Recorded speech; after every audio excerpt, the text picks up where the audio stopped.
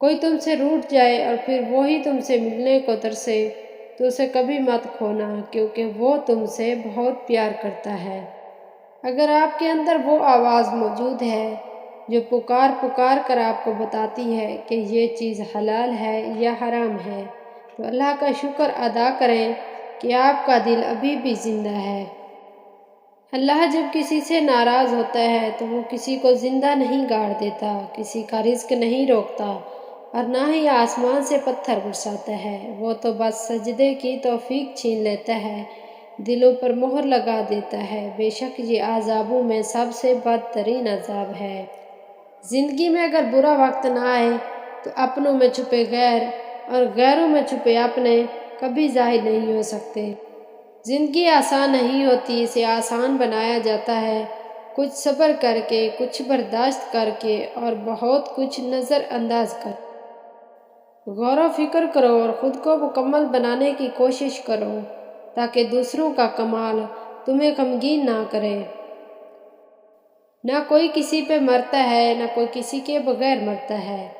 آپ کا اس دنیا میں آنے اور جانے کا درد صرف آپ کی ماں محسوس کرتی ہے۔ ہر مشکل میں پر امید رہیں، حالات کتنے ہی تنگ کیوں نہ ہوں، چاہے ہر طرف اندھیرا ہی اندھیرا کیوں نہ ہو، پھر بھی یہ سوچا کریں میرے ساتھ میرا رب ہے، میرا ساتھ وہی دے گا۔ دنیا کا ہر انسان درد کا تجربہ رکھتا ہے، مگر پھر بھی کسی کے درد کو محسوس نہیں کر سکتا۔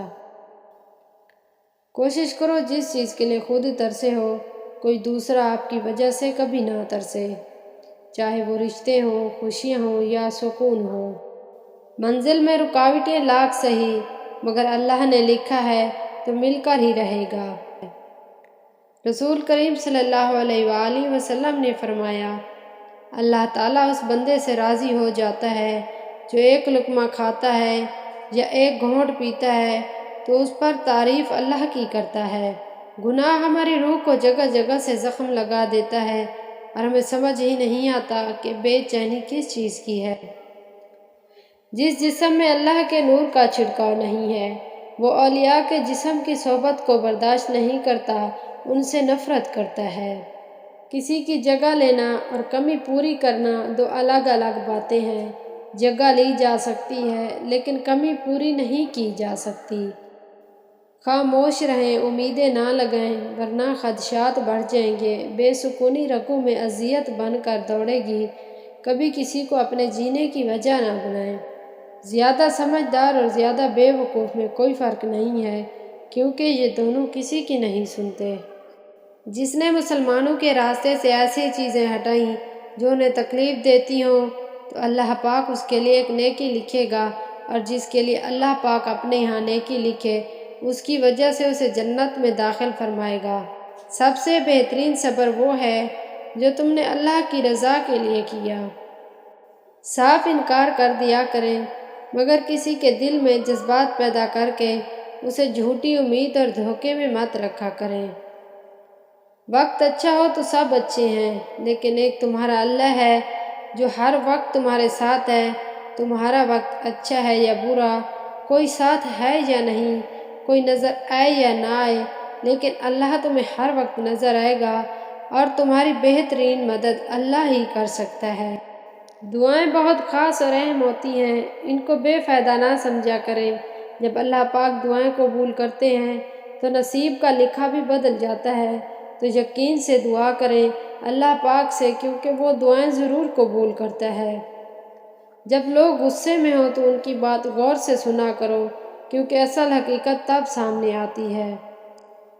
ہر بار برداشت کرنا اور مسکرا کر آگے بڑھ جانا ممکن نہیں ہوتا، کئی بار ہم بکھر بھی جاتے ہیں۔ ہمیشہ کسی ایسے شخص کو چنا کرو جو تمہیں عزت دے، کیونکہ عزت محبت سے کہیں زیادہ خاص ہوتی ہے۔ ہر رشتہ کہیں نہ کہیں مان توڑ دیتا ہے اور ہر تعلق کبھی نہ کبھی بھرم کھو دیتا ہے۔ یہ صرف اللہ کریم کی ذات ہے جس کا آسرا ہمیشہ قائم رہتا ہے۔ کتنے پاگل ہیں نا ہم لوگ، ان لوگوں کے پیچھے خود کو تباہ کر لیتے ہیں جن کو ہماری پرواہ تک نہیں ہوتی۔ زندگی میں بہت کم لوگ ایسے ملتے ہیں جو سچ میں آپ کے ساتھ مخلص ہوں ورنہ زیادہ تر لوگ تو صرف دکھاوا ہی کرتے ہیں۔ لوگ بدلتے نہیں ہیں، بس ہوتا صرف اتنا ہے کہ یا تو آپ میں ان کی دلچسپی ختم ہو جاتی ہے یا آپ سے زیادہ کوئی اور دلچسپ مل جاتا ہے۔